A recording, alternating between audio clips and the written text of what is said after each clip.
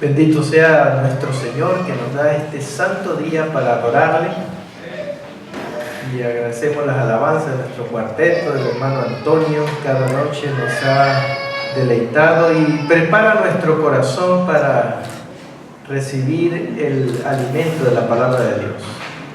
Hay una promesa, o mejor dicho, dos promesas maravillosas que están en el Evangelio de San Juan. Una dice, o lo dijo Jesús: si yo fuere levantado de la tierra, a todos atraeré a mí. Y eso es lo que hemos hecho esta semana. Por eso es una semana para ver el futuro con esperanza, porque hemos levantado a Jesucristo. Y cuando Cristo es levantado, dice: a todos atraeré a mí, pero a todos los que se dejen, porque cada quien es libre, ¿verdad? Por eso es que cada noche hacemos un llamado, hacemos una invitación, porque el propósito de la palabra no es informarte acerca de algo, sino comprometerte con el Señor.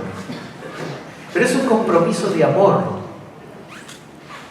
Y la otra promesa es que nos dice la Sagrada Escritura, es que al que a mí viene, no le echo fuera. Así que esta noche es nuestra última noche de invitación, de llamado, pero como ya les dije, no es el final de un programa, es el inicio de una nueva experiencia en la vida de cada uno.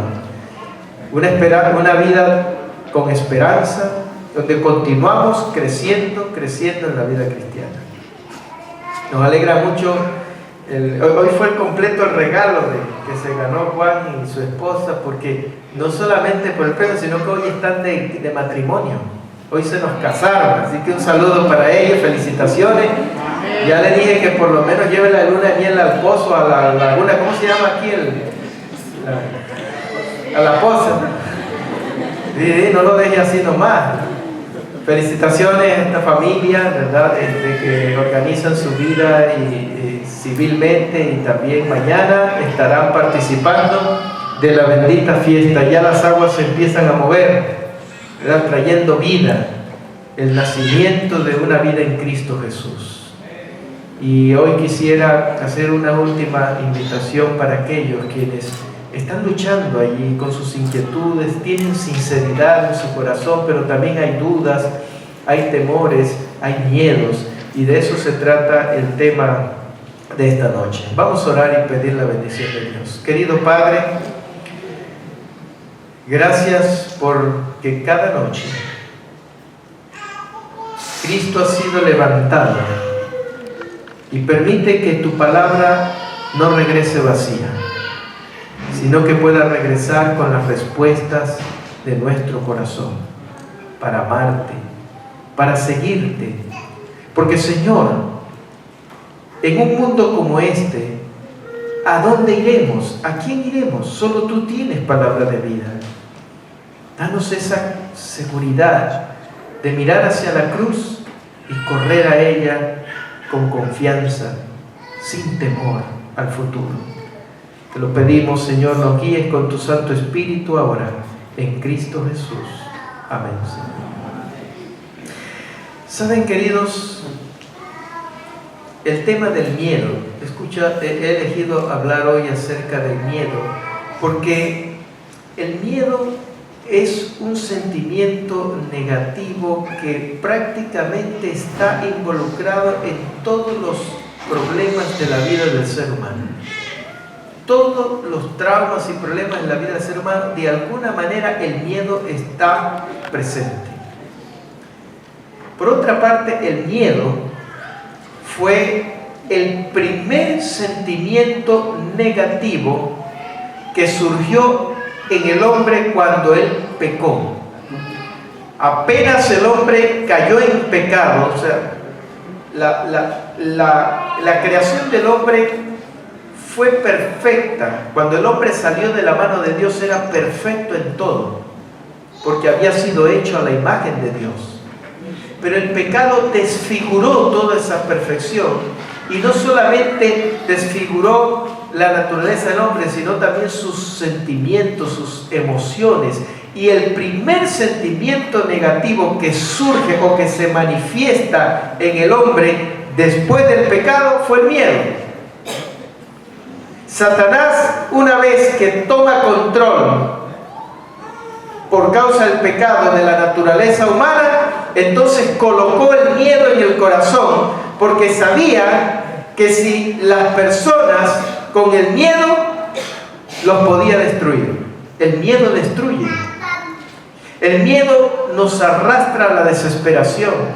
El miedo nos separa de Dios. Es lo que nos hace dudar, lo que nos hace desconfiar. Fíjense ustedes, cuando el hombre cayó en pecado, y Dios, porque si se dan cuenta, fue Dios quien tomó la iniciativa de buscar al hombre. Dios siempre ha tomado la iniciativa de buscar a sus hijos.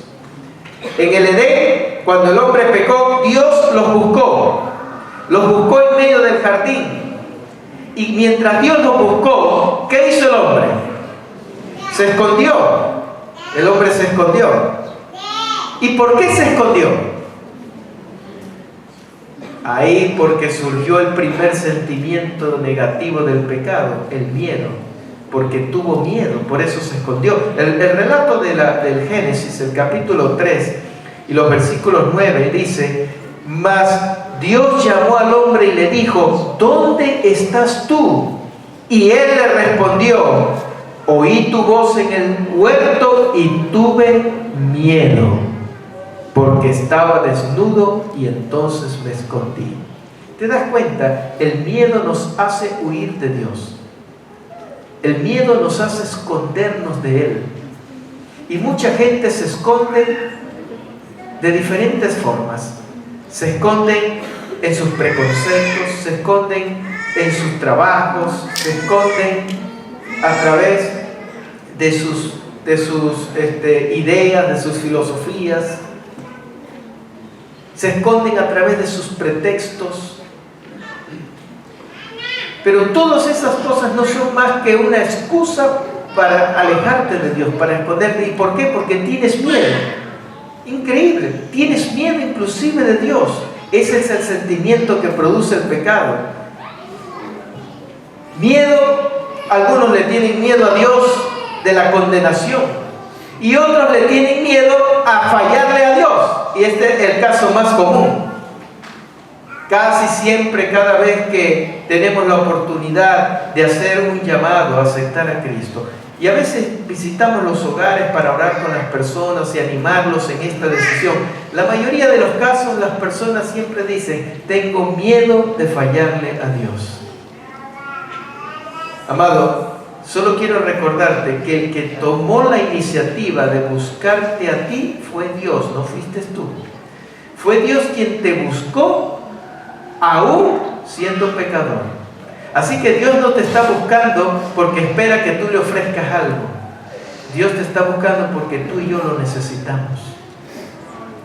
Así que deja de esconderte como Adán, y peor aún, deja de estar tratando de arreglar las cosas con tus propias manos como hizo Adán. ¿Sabes cómo trató de solucionar Adán su desnudez?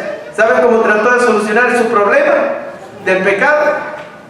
Haciéndose, dice la Escritura, vestidos de hojas de higuera. Ahora yo te pregunto, ¿cuánto puede durar un vestido de hojas de higuera? ¿Ah?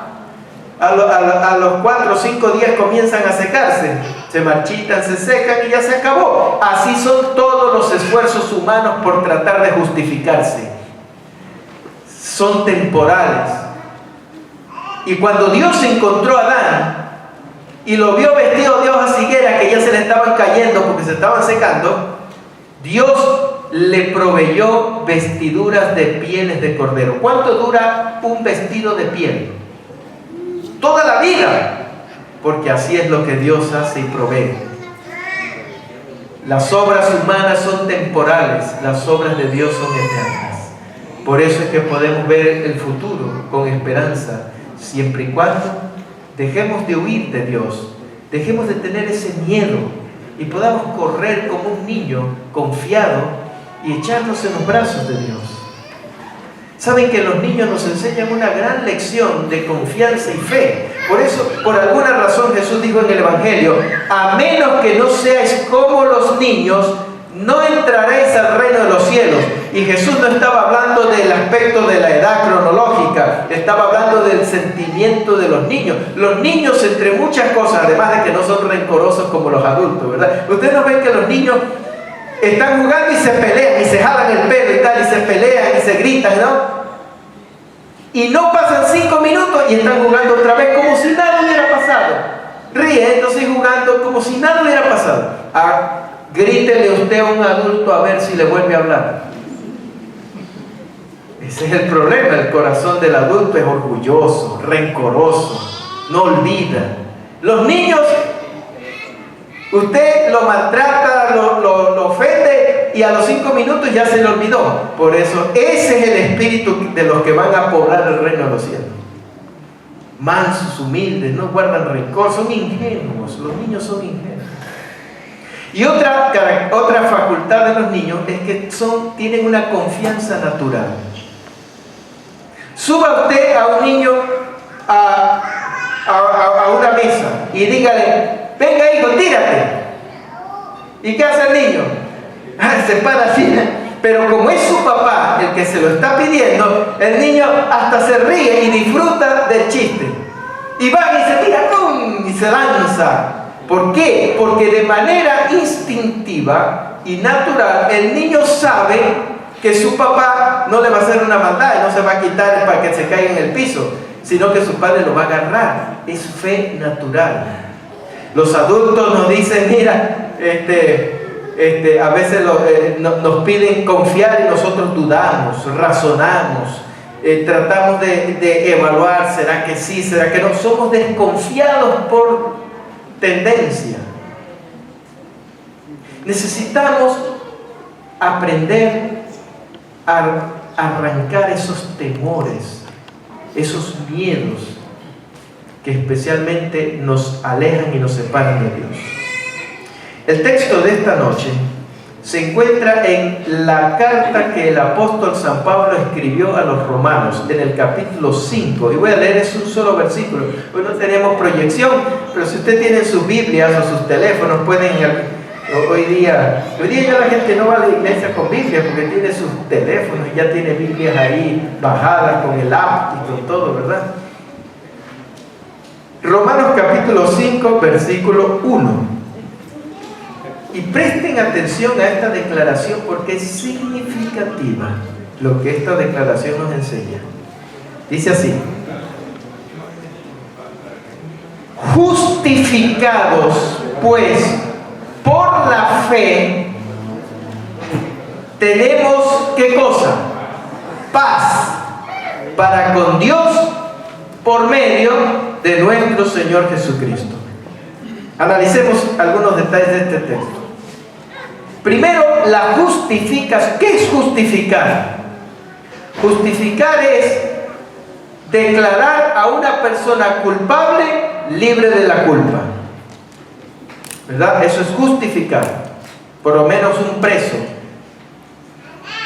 ¿verdad?, cometió un delito, está en la cárcel, pero él apela a un perdón, y entonces el gobernador puede emitir una carta de justificación. ¿Por qué lo justifica? No porque el preso lo merece, porque cometió una falta. Es justificado por la misericordia del que tiene la autoridad.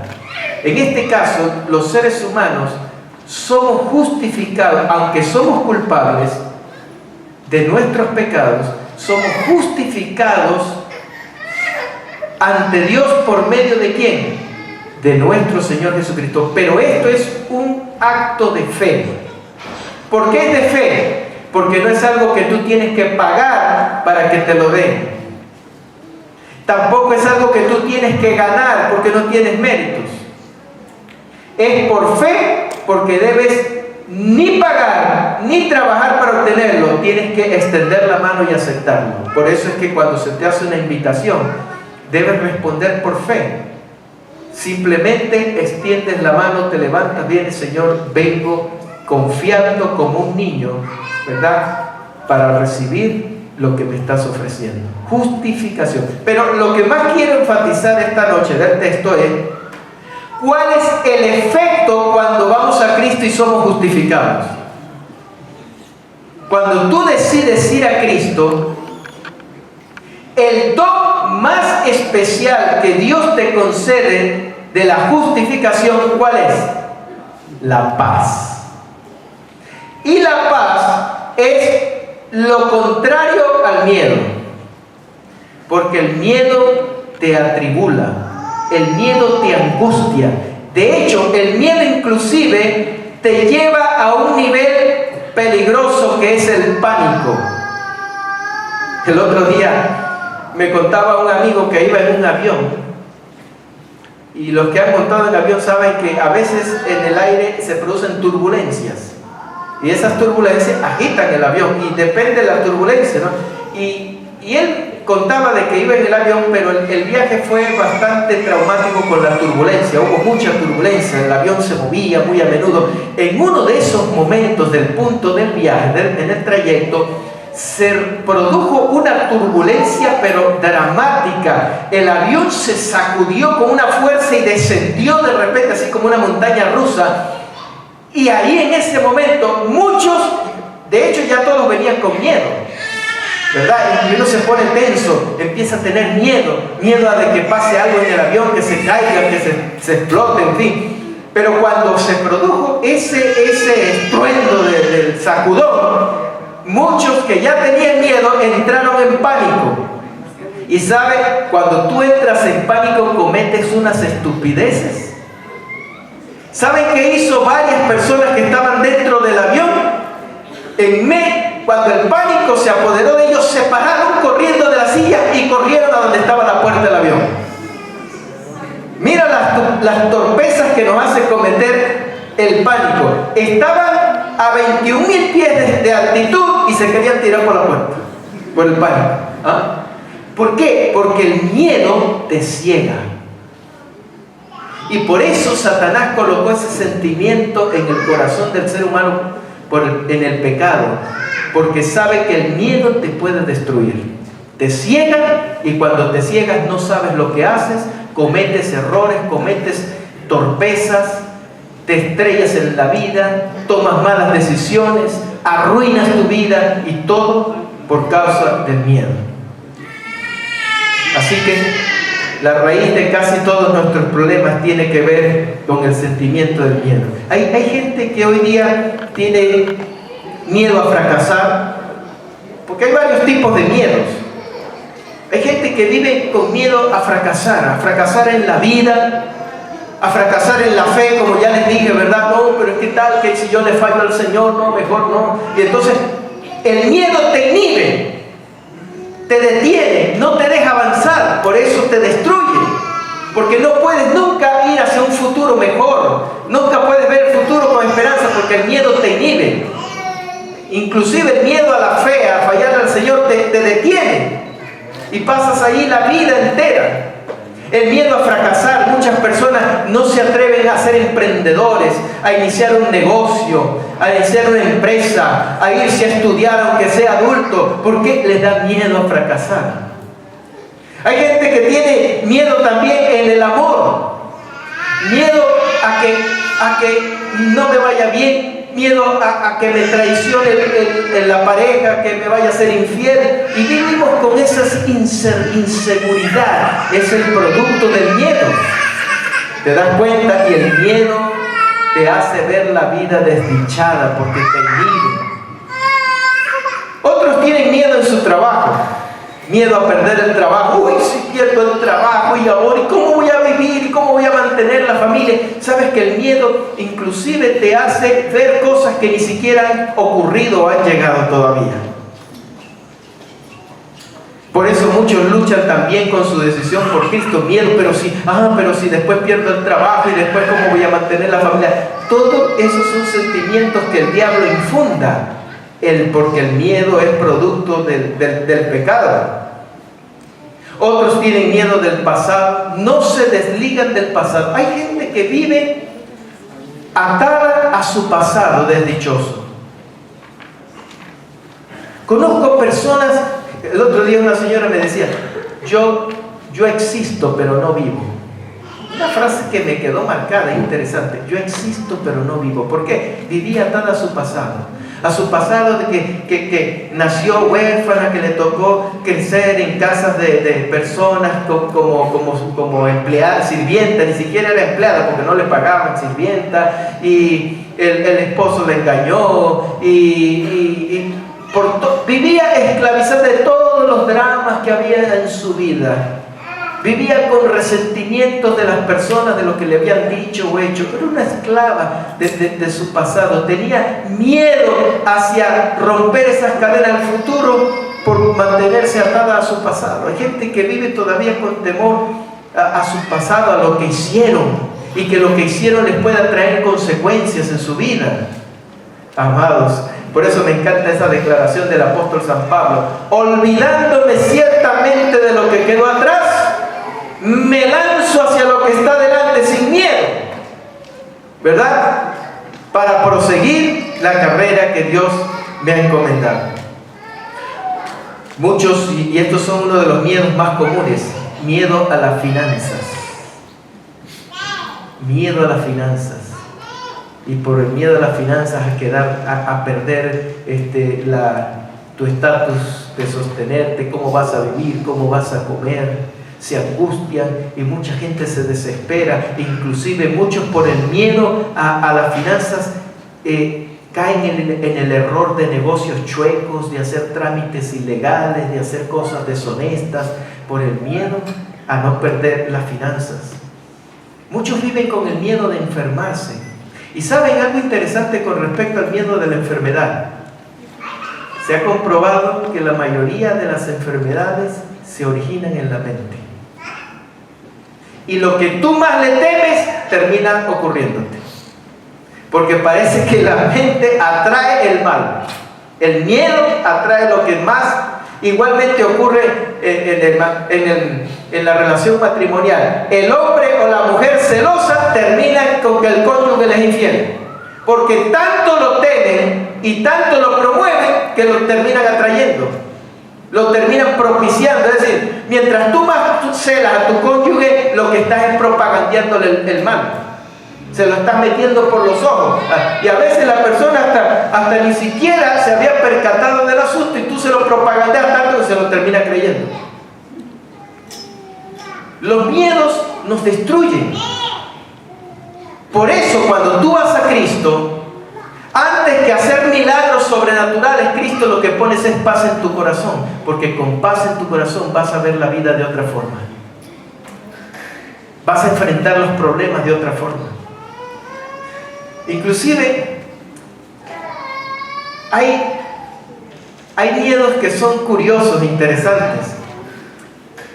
Por ejemplo, hace un tiempo se hizo un estudio. Ustedes conocen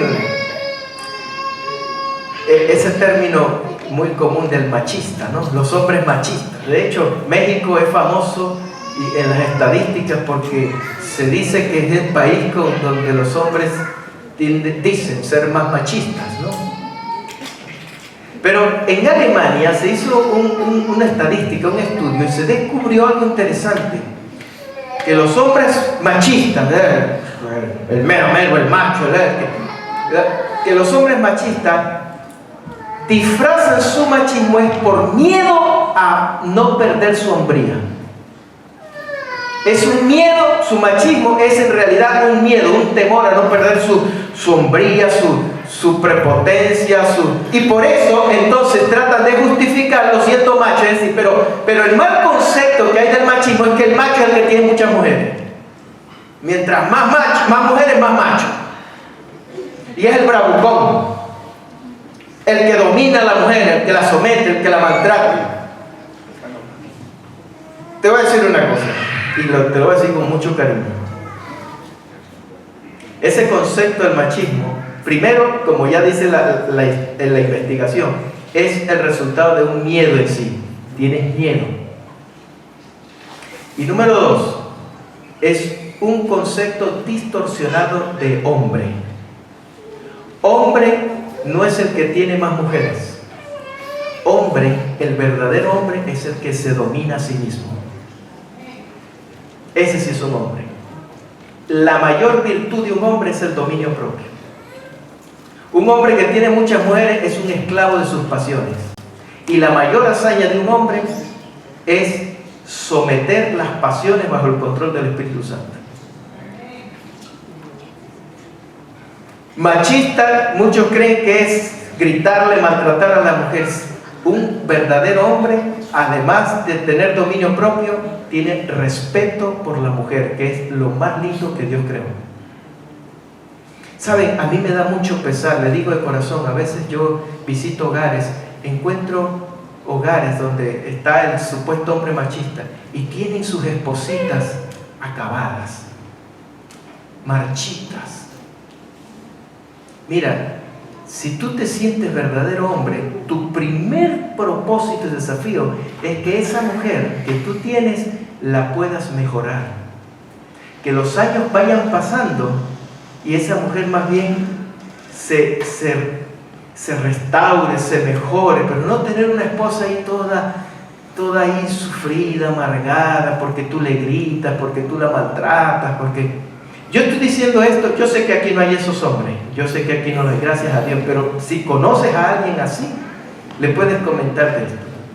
Un hombre es el que hace que su esposa prospere, progrese en su apariencia, su vida, se mejore, que un día la sacaste de la casa y sea mejor, que pasan los años y esté radiante todavía como una flor, pero no tener una flor ahí toda marchita porque la estás maltratando, porque la mujer vive del amor y el hombre vive del respeto, pero para que la mujer te respete necesita ser amada.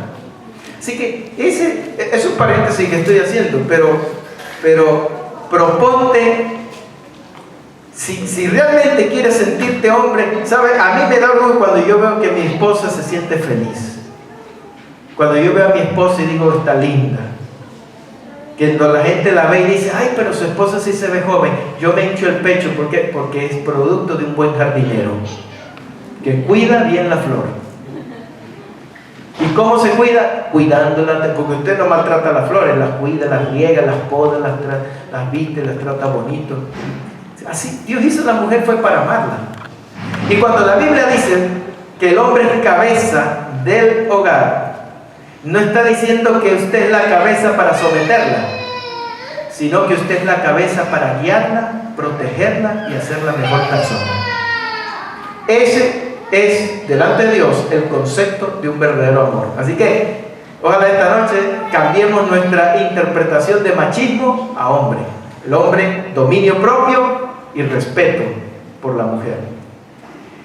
Porque si no, es el miedo el que nos está dominando. Miedo a que perdamos nuestra autoridad, nuestro estatus de respeto en la casa, nuestra hombría de hombre, de ser activo, físico, sexualmente. No, eso es miedo. Trata de vivir en paz, sin miedo en tu corazón, con tu cónyuge, con tu familia. Por último, hay otro miedo que también es muy común, el miedo a perderse. Y saben que el miedo a perderse, mucha gente desesperada por miedo a perderse en la vida, toman caminos equivocados. Ustedes, con el respeto, porque hay mucha gente que lo hace con sinceridad, pero hay mucha gente que por miedo a perderse, entonces hacen cosas como pagar promesas. Yo he visto gente caminando cuadras enteras arrodillados, las rodillas les sangran, y si tú le preguntas ¿por qué hace eso? Es que estoy pagando una promesa. ¿Por qué? Porque quiero que Dios me perdone y me salve. Y lo hacen con mucha sinceridad, pero eso es miedo, no has comprendido el amor de Cristo.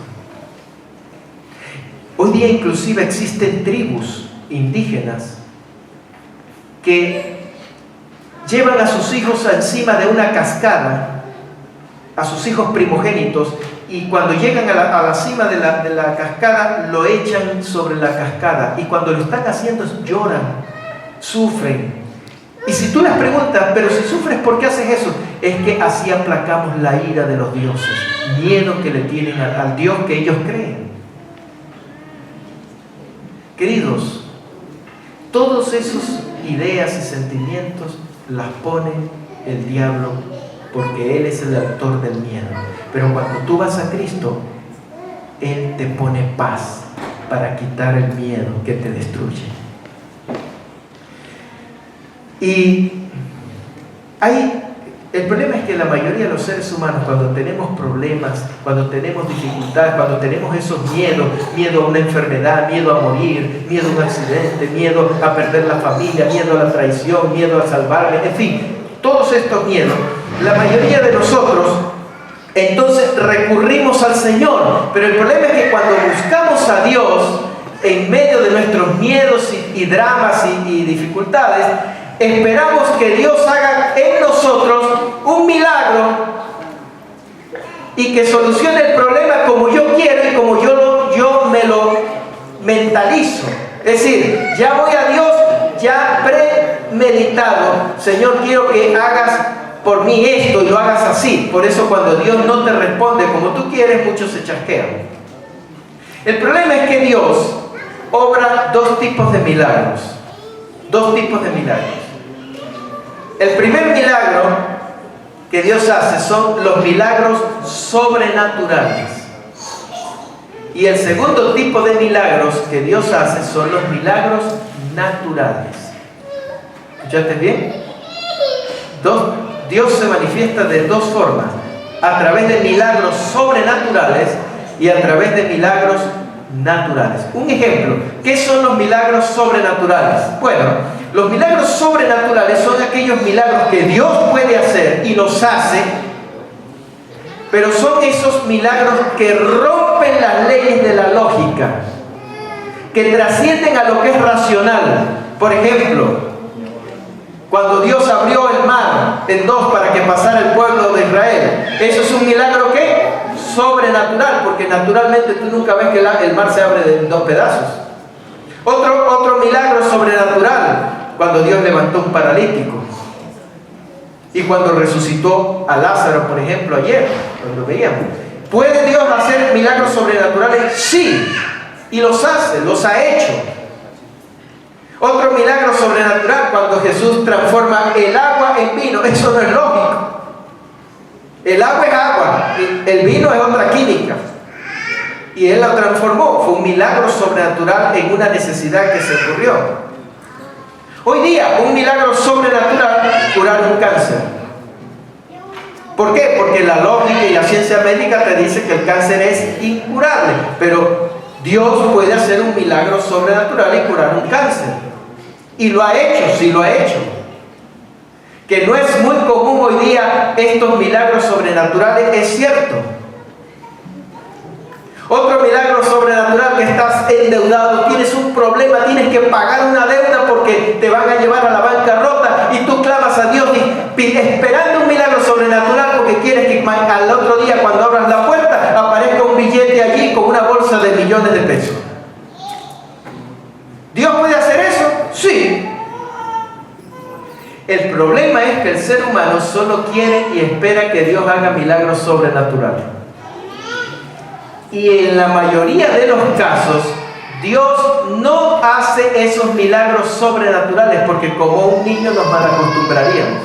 Mira, tú crías a un niño dándole todo lo que quiere como él quiere. Y lo que estás criando es un futuro delincuente. A los niños hay que enseñarles a valorar las cosas. No dándoles toda la regalía, que gritó y lloró, yo quiero y toma hijito, para que no llore. Y a veces somos así como niños caprichosos con Dios. Dios, yo quiero que tú hagas esto por mí, cúrame de este cáncer. Como el amigo ese que le pidió que sanara a su hermana y su hermana murió. Y él se desesperó, se llenó de resentimiento, de ira.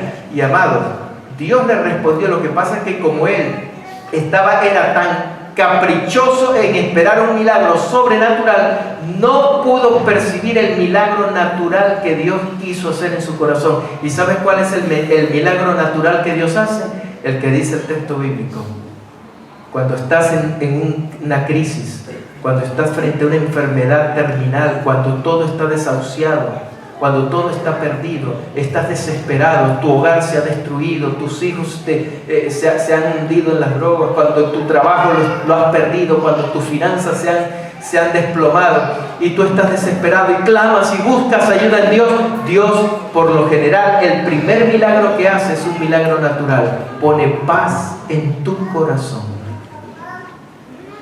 Y entonces, ahora, con paz en el corazón, vas a tener otra perspectiva para ver el drama y los problemas de tu vida. En otras palabras, Dios coloca ese milagro de paz en tu corazón y ya no vas a ver el problema, sino la oportunidad.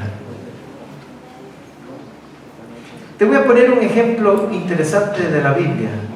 El pueblo de Israel estaba en un problema que los llenó de pánico cuando Goliat se les presentó a los israelitas desafiando al ejército del rey Saúl. ¿Quién conoce la historia de Goliat, verdad? Desde niño, ¿verdad? Y el pueblo, incluyendo al rey, estaban llenos de pánico. Cada vez que se paraba ese gigantote y empezaba a vociferar, el pueblo temblaba, se angustiaba. Y de repente llegó un muchachito, un adolescente casi, pequeñito, y vio a aquel gigantón. Y mientras todo el pueblo veía en el gigante un problema, David, que tenía paz en su corazón, vio en ese gigante una oportunidad para glorificar a Dios. Y por eso lo enfrentó. Conocemos la historia, como el pequeño David termina venciendo al gigante Goliat. ¿Cuál era la diferencia? Tanto el ejército como David estaban viendo la misma persona. Tanto el ejército como David estaban frente al mismo problema, pero el ejército no tenía paz. David tenía paz en su corazón con Dios. Y por eso David, en vez de ver un problema, vio una oportunidad para glorificar a Dios. Y si tú no esperes que Dios haga un milagro sobrenatural para quitar los problemas de tu vida, aprende a detectar y recibir el milagro de la paz en tu corazón. Y con paz no necesitas que Dios quite el problema, porque con paz vas a tener la capacidad de superar el problema, de sobrellevar el problema en una dimensión diferente. Así que si en esta noche hay alguien atribulado y Dios quiere llamarte para ponerte paz en el corazón, y este es el mensaje y el llamado que tenemos para esta noche: que Dios ponga paz en tu corazón. Porque tal vez estoy hablando para personas que tienen algún drama en su vida familiar. Puede ser que tu matrimonio, tu familia no está funcionando bien, estás viendo que se está desmoronando, estás afligido por las decisiones de tus hijos, por los caminos que han tomado. Tal vez estás preocupado por tus finanzas.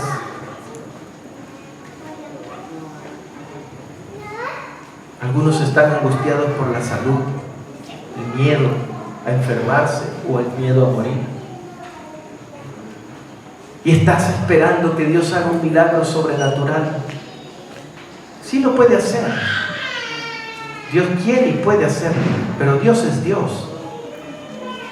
Pero tal vez Dios ha estado queriéndote ofrecer un milagro más lindo, y es poner paz, justificarte a través de su paz. Cuando Dios pone paz en tu corazón, la paz abre tus ojos. No los ojos físicos, abre tus ojos del alma. Y cuando abre tus ojos, entonces tú puedes ver la salida que antes no veías por las tinieblas de tu tribulación, de tu angustia. ¿Cuánta gente he visto yo de que su cónyuge le traicionó y en la desesperación se van y se entregan a los vicios, al licor, o otros, en el peor de los casos, muchos no aguantan la frustración y se matan porque el miedo los lleva a la desesperación y se destruyen? Pero he visto personas que cuando han pasado por una tragedia familiar, han sido abandonados, traicionados, corren a Cristo, claman a Él y Dios pone paz en su corazón y ahora abren los ojos y ven un futuro con esperanza. Aunque Dios no les soluciona el problema en el momento, ven el futuro desde otra perspectiva, con esperanza, y Dios les abre un camino, con nuevas perspectivas, con nuevas ilusiones. Ese es el milagro que Dios quiere hacer en nuestra vida. No te atribules por las tormentas. Asegúrate de que Jesucristo esté contigo, de enfocarte y contemplarlo a Él. ¿Sabes? En la Biblia hay un relato. Quisiera terminar compartiéndote este ejemplo. Los discípulos estaban en el mar, dice el Evangelio de San Mateo, el capítulo 14. A partir del versículo 24, está el relato donde los discípulos están en el mar y los azotó una tormenta, que las olas eran gigantes, y el texto por lo menos dice 4 veces, usa la palabra miedo. Dice, y la barca estaba azotada porque el viento era contrario. A la 4ª vigilia de la noche, Jesús vino a ellos andando sobre el mar, y los discípulos, viéndole andar sobre el mar, tuvieron miedo, diciendo, un fantasma, y dieron voces de miedo nuevamente. Pero enseguida Jesús les habló y le dijo, no temáis, yo soy. No temáis, no tengáis miedo. En medio de tu tribulación, de tus preocupaciones, es fácil distraerse en la tormenta. Pero mi mensaje esta noche en nombre de Jesús es, no tengas miedo, Él está aquí. Ellos al principio lo confundieron con un fantasma, porque a veces Dios va a aparecer en tu vida no de la manera como tú esperabas. Ellos esperaban que Jesús apareciera, pero tal vez ¿cómo esperaban que apareciera racionalmente? ¿Y cómo era racionalmente que Jesús apareciera en una lancha? Pero nunca se imaginaron que iba a aparecer caminando sobre las aguas. ¿Por qué? Porque eso no es lógico. Por eso cuando lo vieron, pues, es un fantasma. No te asustes, no tengas miedo, Dios está allí. Tal vez no lo estás viendo porque estás tratando de razonar cómo solucionar tu problema. O tal vez estás solo esperando un milagro sobrenatural para que solucione tu drama. Solo escucha la voz del Señor. Hijo, yo sé lo que estás pasando, pero esta noche te digo, no tengas miedo, yo estoy aquí contigo. Acepta ese milagro natural. Que hoy puedas aceptar la justificación para que tengas paz para con Dios por medio de Jesucristo. Mientras Estefanía canta para nosotros esta noche, yo quiero que medites en estas palabras y puedas correr como un niño a los pies de Jesús, echarte en sus brazos y reposar sencillamente en Él como un niño que confía en los brazos de un Padre amante. Ven a Jesús, entrégale tus cargas. Medita en el mensaje de esta melodía musical.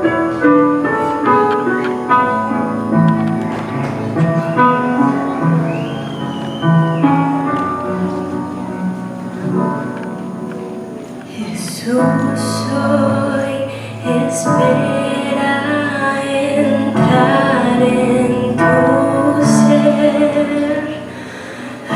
Ábrele tu corazón.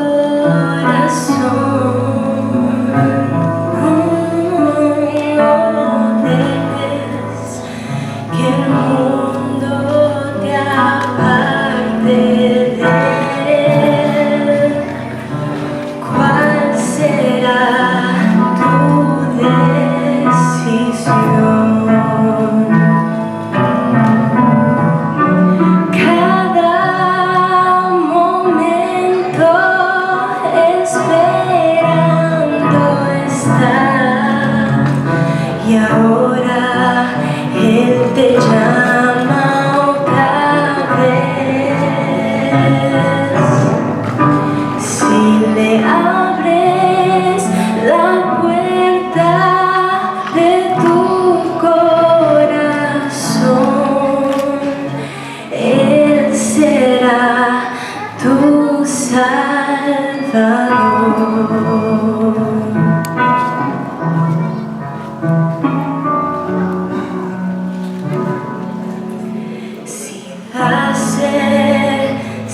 paso hacia Cristo el Señor, tierno Él te recibirá.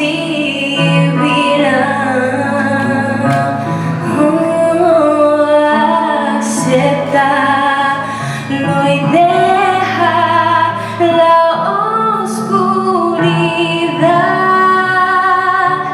Él morará en tu ser, porque cada momento esperando está, y ahora Él te llama otra vez. Si le abres la puerta de tu corazón, Él será tu Salvador,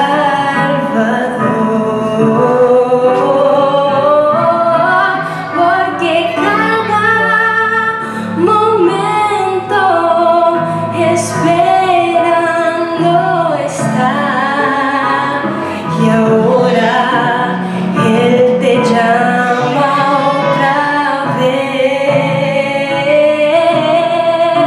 Si le abres la puerta de tu corazón, Él será tu Salvador.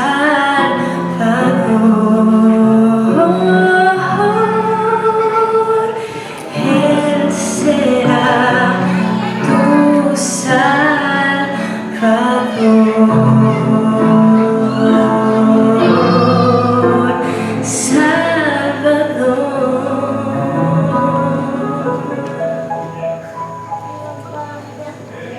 Qué linda invitación. Cada momento ha esperado por ti. ¿Será justo que Dios tenga que esperar por nosotros? ¿Te das cuenta que Él siempre ha tomado la iniciativa? Desde el principio buscó al hombre y hoy nos sigue buscando a nosotros. Cada momento sigue esperando. Y una vez más, te hace la invitación para que vengas a Él y puedas encontrar esa paz que el mundo no la da, que las personas no te la van a dar. Esa paz que solamente encontramos por medio de la justificación que Cristo nos da. Aprende a confiar en Él. Ven a Jesús sin miedo, sin miedo. Y hoy quiero hacerte una última invitación más, para que dejes entrar a Cristo en tu corazón. Y cuando Él entre en tu vida, Él quiere entrar es para ordenar tu vida, para arreglarla, y sobre todo quiere entrar para poner paz en tu corazón. Aprende a confiar en Él. Habrá alguna persona esta noche que de pie quisiera decirle: Señor, entra en mi corazón, te abro la puerta de mi corazón, entra y lléname de tu dulce paz. ¿Quién es esa persona? ¿Dónde estás? Dios te bendiga, hermano. Es una noche más de decisiones. Aprovecha este momento. Dale una alegría a Jesús. Él te está llamando otra vez. ¿Cuántos quisieran decirle: Jesús, entra en mi corazón? Dios te bendiga. María Paula, que Dios te bendiga. Qué linda esa decisión. Mira aquella dama. El Espíritu de Dios se está moviendo aquí porque ha sido enviado por Dios para traer paz. Pero esa paz solamente se recibe cuando tú extiendes la mano. No tienes que pagar por ella, pero tienes que levantarte, extender tu mano. Señor, confío en ti. Lo que necesito es paz.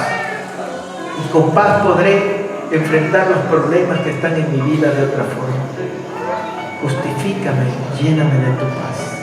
¿Cuántos esta noche quieren recibir la bendición de la paz de Dios? Puedes confiar en Él. Dios te bendiga, Gerson, Mario. Una gran decisión que has hecho en tu vida.